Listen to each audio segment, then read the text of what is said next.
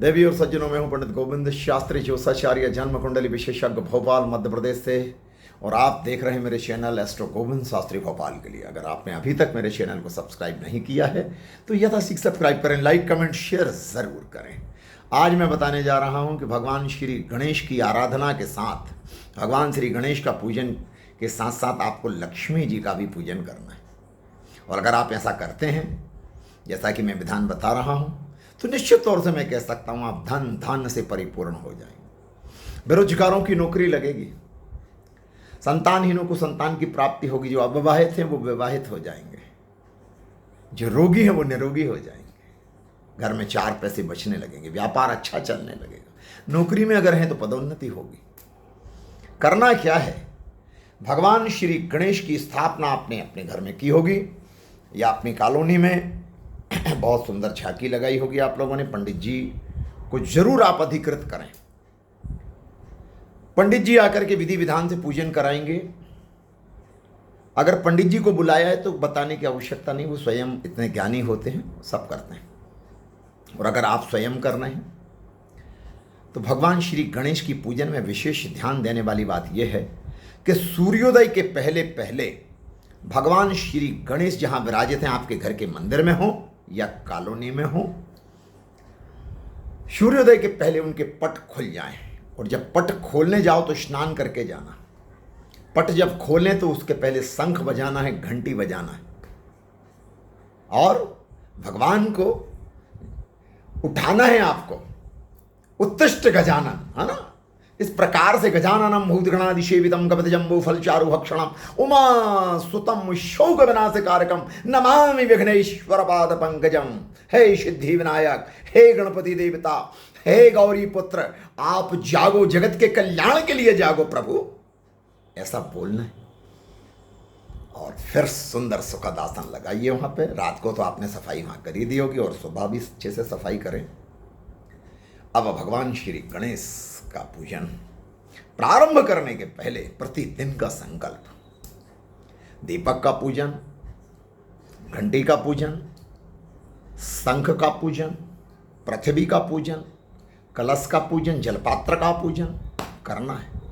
हाथ में कुशा की पैती पहनना है, चंदन तिलक लगाना है, अपने हाथ से नहीं, आचार्य पंडित जी से, या और 2-4-10 लोग हैं तो एक दूसरे को तिलक लगा लें।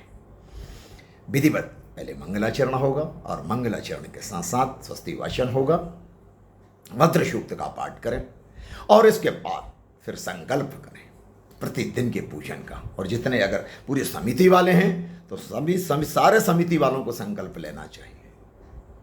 भगवान श्री गणेश की आरती का समय सुबह 6 से 8 बजे के बीच हो जाना चाहिए, चाहे वो झांकी बड़ी हो या छोटी हो, घर में हो या कॉलोनी में।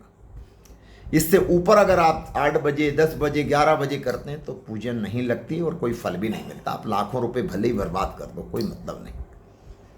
तो गणेश जी के पूजन में भगवान श्री गणेश के अथर्व शीर्ष से भगवान श्री गणेश का अभिषेक होना चाहिए।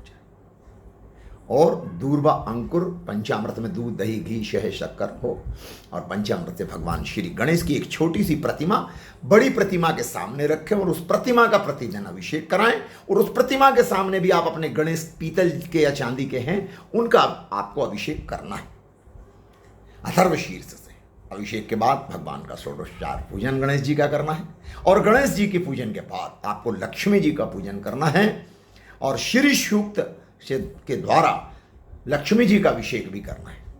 इसके बाद उनका भी पूजन करना है, नवग्रह पूजन करना है, कलश का पूजन करना है, षोडश मातृका का पूजन करना है, सप्तघृत मातृका का पूजन करना है, चतुष्षष्ठी योगिनी का पूजन करना है, सर्वतोभद्र मंडल में जो कलश स्थापित है वहां भी पूजन करना है। और भगवान श्री गणेश को 21 दूर्वा, 3 अंकुर वाली 21 दूर्वा लाल धागे में लपेटकर अपने बच्चे से, जो विद्या बुद्धि में कमजोर हैं, उनसे चढ़वाइए, या आप स्वयं अपने घर के कल्याण के लिए, अपने कॉलोनी के, अपने नगर, अपने देश प्रदेश के कल्याण के लिए भगवान श्री गणेश के मस्तिष्क पर उस दूर्वा को मुकुट के साथ सजाना है। हो सके तो दूर्वा की माला भगवान श्री गणेश को बहुत प्रिय है, तो दूर्वा की माला भगवान श्री गणेश को अगर मिल जाए तो प्रतिदिन चढ़ाएं, या लाल फूल गुलाब के फूलों की माला हो, या सफ़ेद अकौआ का फूल भगवान को बहुत पसंद है, भगवान श्री गणेश को। तो ये 3 मालाएं में से कोई जो मिल जाए आपको वो माला चढ़ा। महालक्ष्मी को लाल फूलों की माला हो, गुलाब की हो, या जासून की फूल की माला हो, जिसको कुछ लोग अड़हुल भी बोलते हैं, तो उसकी माला बना करके लक्ष्मी जी को लगाएं। भगवान श्री गणेश के 12 नामों का उच्चारण वहाँ बैठ करके करना है, पाठ करना है। और भगवान श्री गणेश की एक माला ओम गं गणपते नमः, ओम गं गणपते नमः, ओम गं गणपते नमः बोलना है, और प्रतिदिन होम लगाना। भगवान श्री गणेश को मोदक बहुत प्रिय है, और मोदक ना बन पाएँ घरों से बनवाएं, और नहीं तो लड्डू का, बेसन के जो लड्डू होते हैं, मोतीचूर के लड्डू होते हैं, बेसन के लड्डू, बूंदी के लड्डू, लड्डुओं का भोग लगाएं। भोग के ऊपर दूर्वा लगाएं। जो फल मिले स्वच्छ साफ सुथरे फल होना चाहिए, फल का भोग लगाएं। आचमन कराएं। पान के अंदर लौंग इलायची रख करके फोल्ड कर दें उसको, और लौंग बीच में लगा दें। पान का आगे का जो डंठल है उसको तोड़ना है, पान के पीछे का भाग भी तोड़ना है, अन्यथा अशुद्ध रहेगा वो। भगवान श्री गणेश को चढ़ा करके सम्मानजनक दक्षिणा चढ़ाएं, और दक्षिणा के बाद भगवान का होम धूप, और उसके बाद भगवान श्री गणेश की आरती के साथ लक्ष्मी जी की भी आरती करें। अगर आप ऐसा करते हैं विधि विधान से, तो मैं गारंटी के साथ कहता हूं आपके सभी काम हो जाएंगे।